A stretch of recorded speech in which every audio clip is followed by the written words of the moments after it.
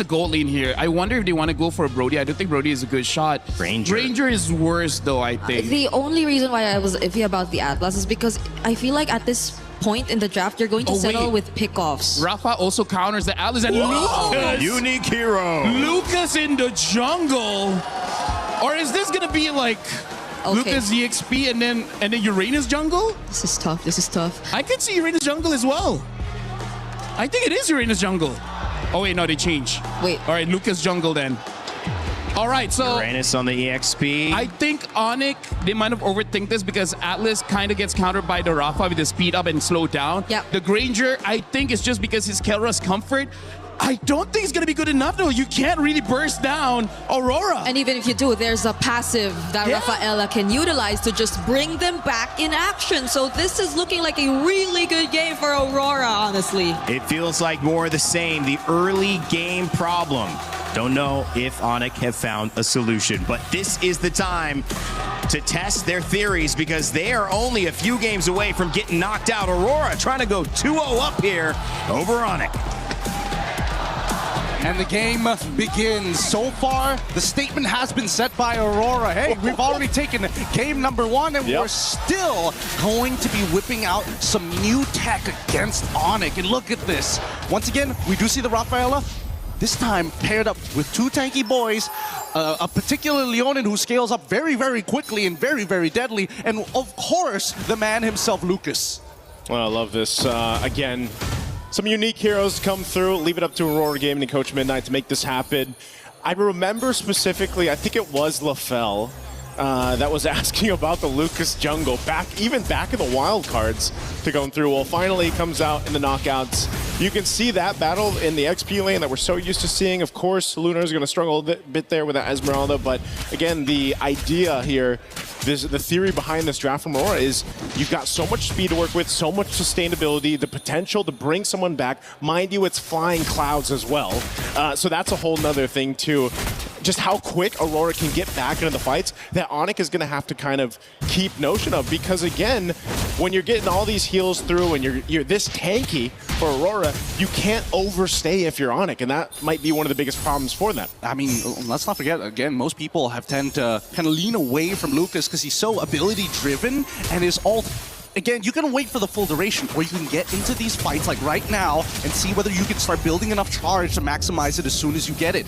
And that's the issue, right? It's going to be a matter of spacing for both sides. You can see that even Sans has opted not to go for Wilderness Blessing and instead pull yourself together to make sure that he can flicker out of the way in case things get really, really dangerous, which I would assume will, as we see Lunar, he is having a tough time in this lane.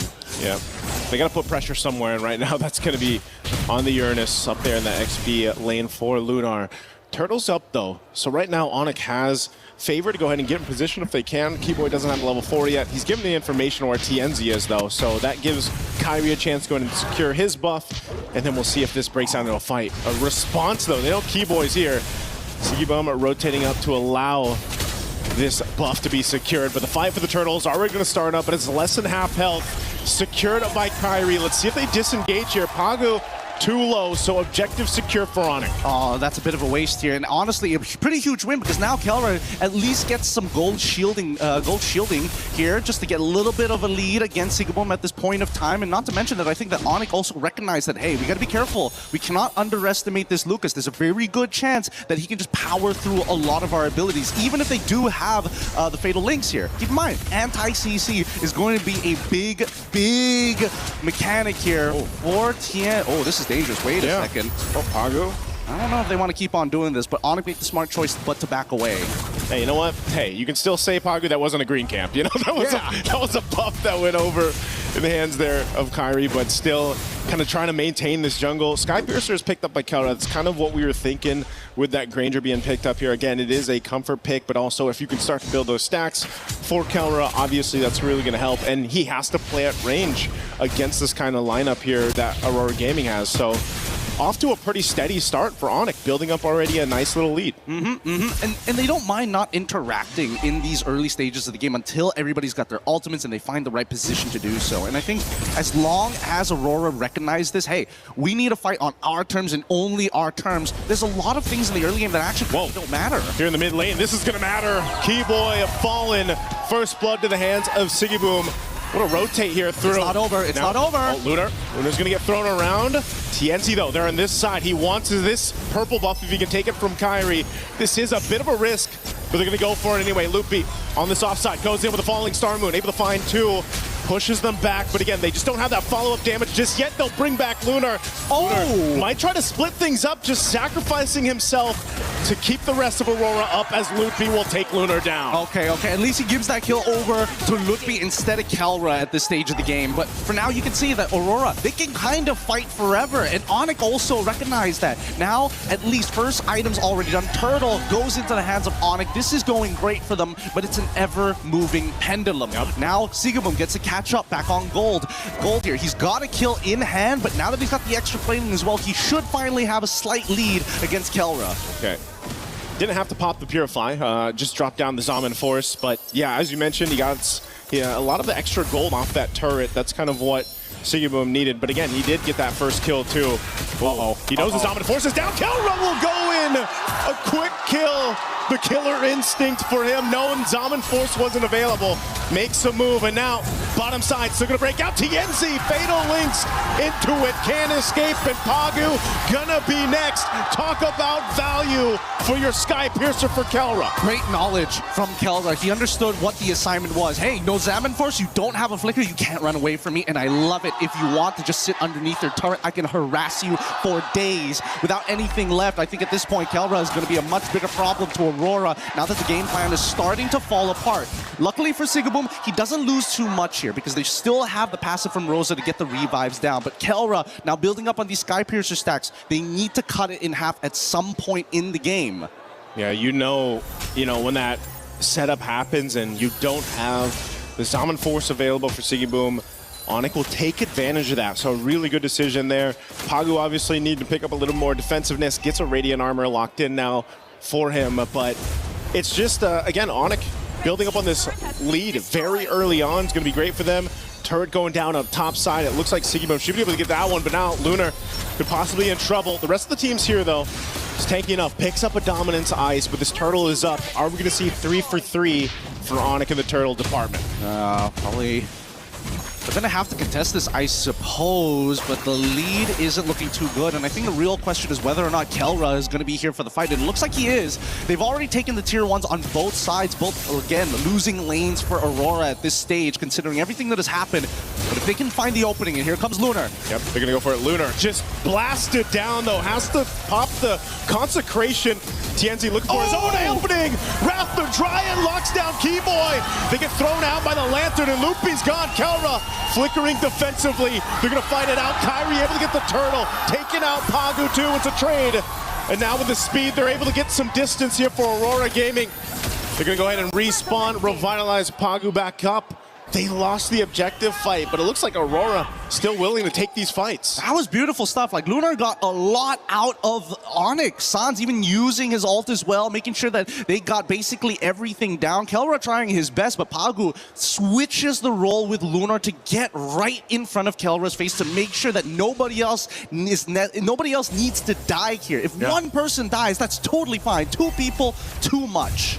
Ooh, Malefic Roar now picked up too. Again, a final, well, Fatal Links, instant kill.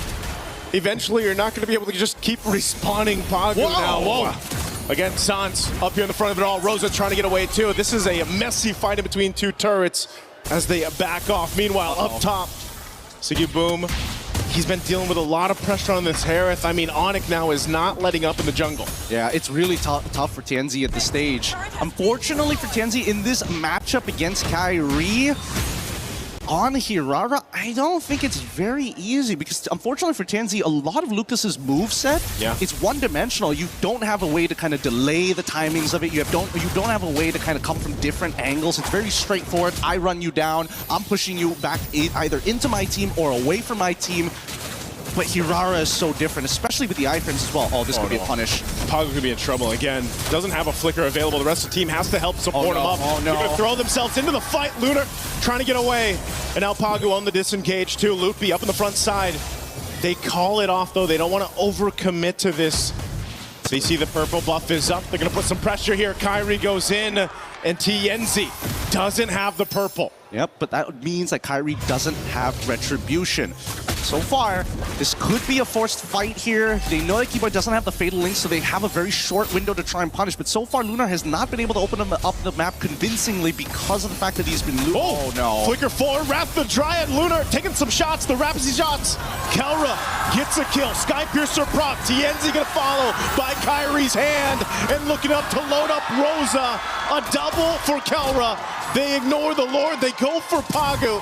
Pagu, where's the tree to run here, man? Being chased down by Sans and Kelra. Couple shots of the Rhapsody, and boom, another. Man, Sans and Kelra are playing out of their minds right now. Sans, hyper-aggressive here, really big punishes on Tienzi, making sure, like, even though Tienzi has anti-CC, doesn't necessarily mean he's safe, right? He still needs Rosa to bail them with the extra movement speed to help close that distance, because that's Lucas's biggest problem, right? Tienzi jumps into the middle of this fight, tries to make something happen by pushing Lutfi out of the way, but unfortunately, the entire time, Sans is just building up the butterfly stacks on top of him. Rosa can try and bail him out of there, but once you are committed to the lightning, to the quick step, it's just too much to handle. And I think they just need to take a breath here. Think about it for a moment. So far, their main win condition is going to be Sigabum. The early game is done for Aurora.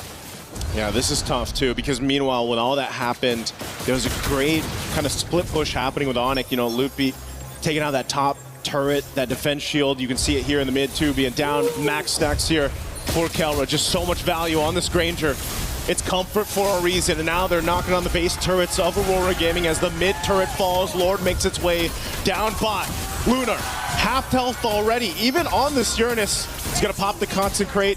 All turrets are gonna be stripped out of the base of Aurora Gaming. And now with ONIC, a 10,000 gold lead. They dealt with this in game one, and now it's their turn. Keyboy looking for an opening here. Lord's gonna be worked on. Keyboy jumps on in. Final. Oh, Fatal Links comes through on 3. Still on the defense too. They got to hold it together. Kelra firing off of the backside. He's got the space to work with. Siggy Boom. All the shields in the world. They got to go heal back up, but the crystals are already going to be locked on. TNZ up on the front side. Kelra gets another. Make it a triple. Can he get the Maniac? They line it up. What a way to take game 2 for ONIC. A convincing win for ONIC. Sans, man. Gilak Sans is back.